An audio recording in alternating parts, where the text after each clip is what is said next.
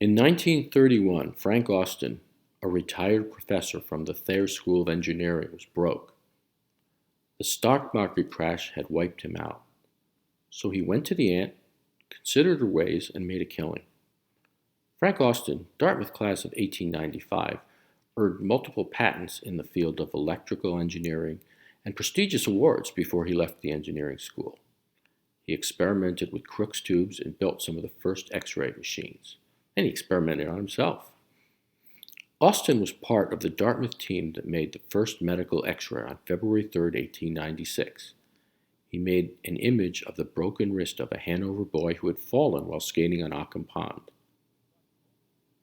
As smart as Austin was about engineering, the professor was a less than savvy investor.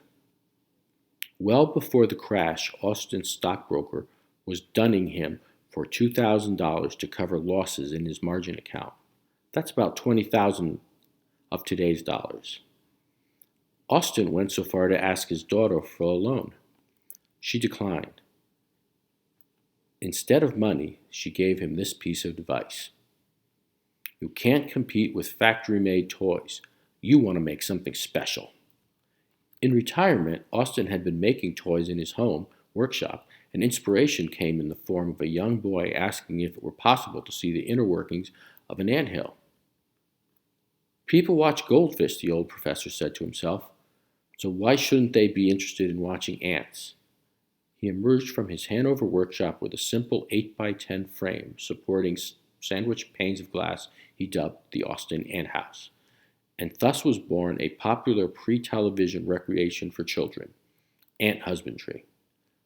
Austin proved himself to be an adept and capable entrepreneur. He designed a whole line of ant houses that were set in the town of Anvil after the original ant house caught on. There was the Anvil coal mine, the Anvil fire station, the Anvil bridge, and the Anvil polar expedition. The top-of-the-line Anvil Palace sold for $50. It included a queen's chamber and banquet room. Because Austin believed his ant houses would soothe the mentally ill, he designed an unbreakable version for potential customers living in insane asylums. That one didn't catch on. At the height of the business, Austin was shipping some 400 houses per day from Hanover. The local Railway Express office hired a second employee just to process Austin's shipments.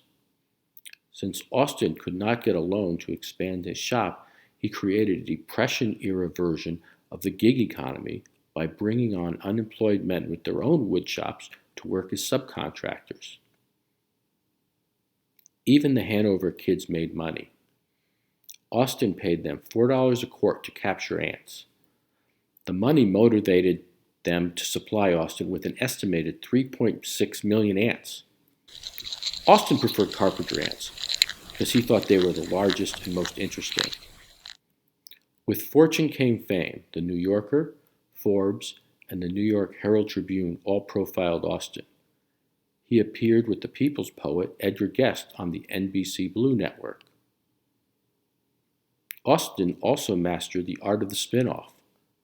All by himself, he designed and sold cricket houses, bee houses, and butterfly rearing kits. He wrote scripts for his own radio program based on the characters living in his ant and cricket communities. The radio scripts were repurposed into a line of kids' books that he wrote, illustrated, and published himself. Eventually, ant fever cooled, but by then, Austin had made enough money to relocate to Florida, where he opened a small roadside zoo. He died in 1964.